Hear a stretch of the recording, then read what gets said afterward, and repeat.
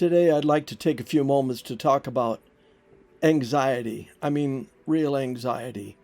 Heart attack, heart-stopping anxiety. If you have never had it, then praise the Lord. I can't say that I have been in panic, but, well, the video that I'm going to share with you will speak for itself. A word about the picture that's on the screen. This picture was taken through the windshield of an automobile one frosty morning. This was the beauty that God's creation made. God is in control, and we can trust Him and be at peace.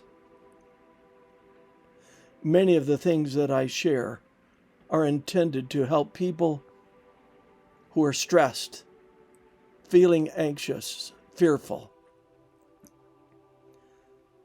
Probably one of the most frequently quoted statements that I like to share is from the book Desire of Ages, and the quotation is on page 330.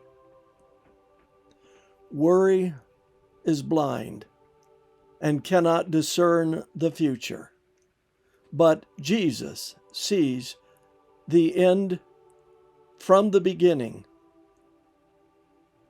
and in every circumstance, He has prepared a way to bring relief. That's a pretty good quote, maybe not exactly accurate. But today, I've run into a couple on the internet. I'll be sharing music from them more in the future, but I would like for you to meet Bracken and Lindsey. There was even a time when it got so bad that I thought I was having a heart attack. It affected me physically to the point where I was in tears with heart pounding, palpitations, pain radiating down my arm, numbness tingling, and I said, I'm dying. So Lindsey, did you know when we got married that I had or would develop an anxiety issue? I did know that. Yes, I was aware of it, and I was willing and prepared to bear that with you. And now here we are 18 years later, we have 7 children, and the anxiety, the issue still persists. And I'm going to take you on that journey with me today to tell you the story of my anxiety issue.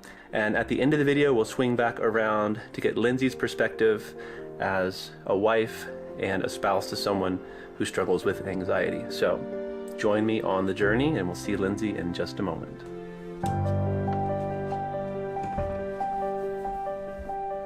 So it all starts right here. Usually after I turn off the lights at night, that is when my anxiety starts to come alive. So I really only experience nighttime anxiety.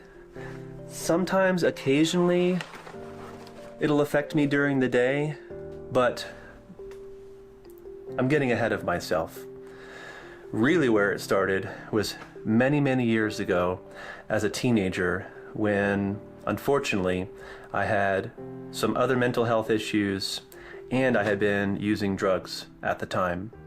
I promise I'll keep this PG and appropriate for most audiences, but I do have a colorful story, so that'll be part of it too.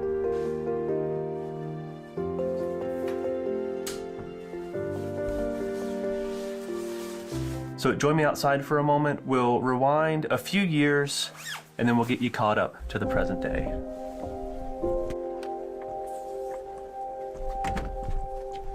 So I was 18 years old. I had dropped out of high school, basically run away from home.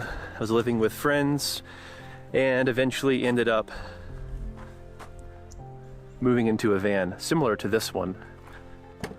But when I was living in my van, I was basically lost in the world and just looking for the meaning of life and finding it in all the wrong places. And many of those wrong places were in the hippie culture.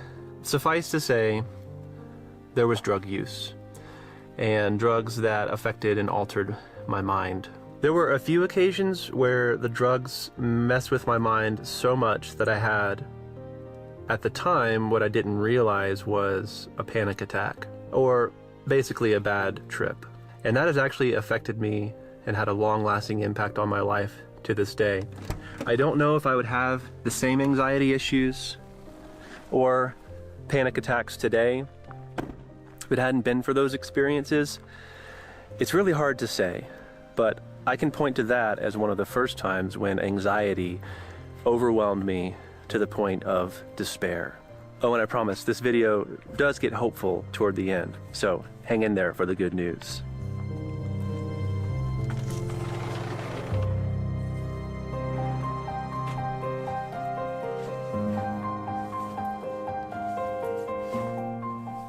The blessing is that the Lord can use those bad decisions and the consequences of those decisions to bring us closer to Him. So I'm going to try to describe what anxiety looks like for me, and probably for you, in 4 different categories. The first category is stress, then we have nervousness, then we have anxiety, and then we have full-blown panic. And I'm going to use flying on an airplane as an analogy for these 4 categories. So I liken it to this. Stress is the everyday challenges of life. So imagine you're going to the airport and you've got to catch a plane. Do I have my tickets? Oh no, there's a red light. Am I going to be late? Or maybe the kids are screaming in the back seat. Who knows what it is? These are stressors, and these types of things are normal to everyone's existence. I don't know anyone who's never been stressed out. If you're not stressed out, then you're not normal. I'm just saying, because if you're human, stress is going to come. But fortunately, stress also comes and goes. Which leads me to the second category.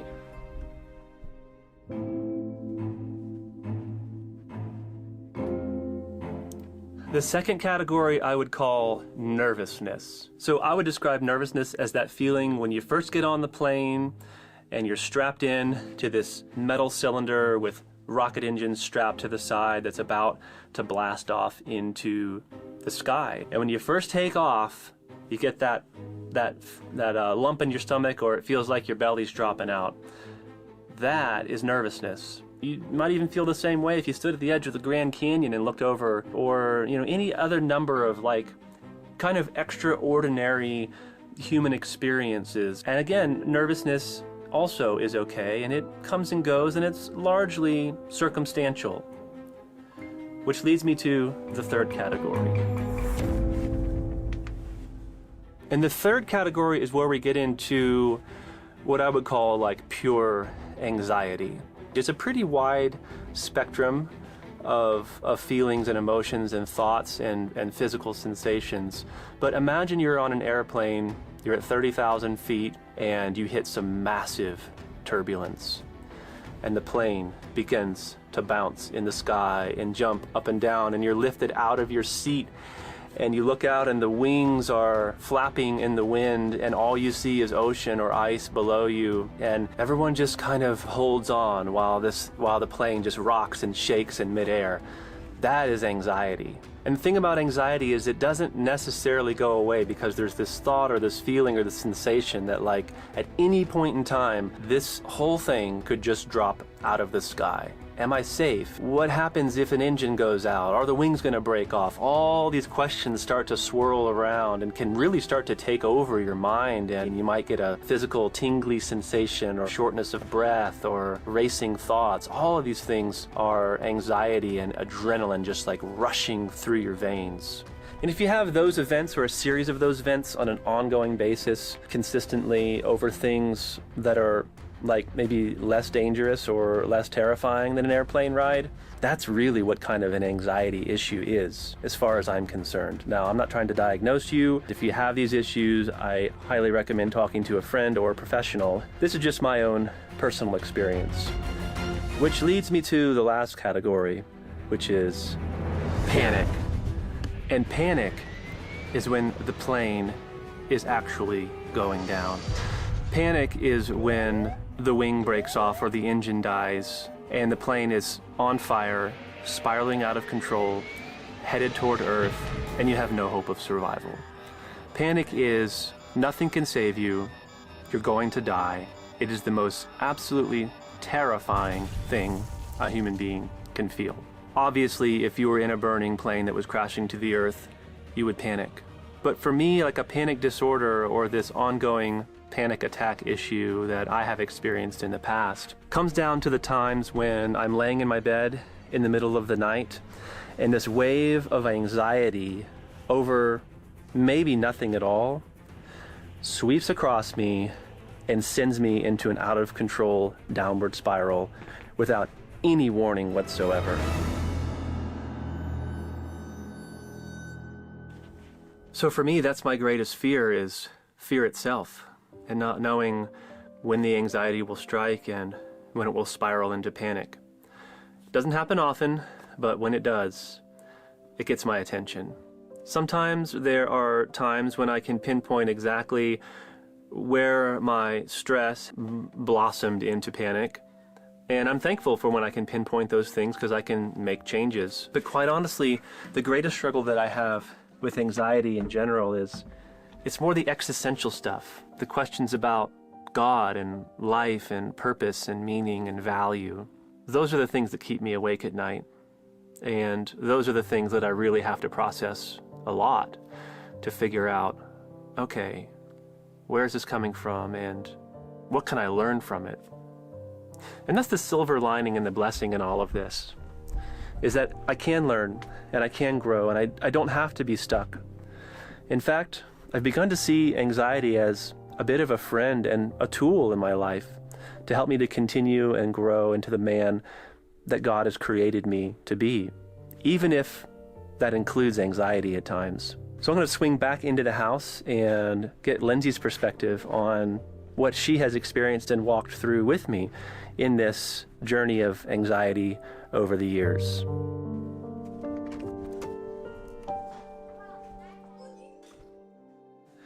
So Lindsey, I have discussed with our friends here, I've made up this like stress anxiety scale. Where on that scale, from your observation, do you feel like I live most of the time? Yeah, I would say like 4, maybe 5 sometimes. Like on average, on any given day? Yeah. Okay. I would say that's accurate. Where do you think that comes from?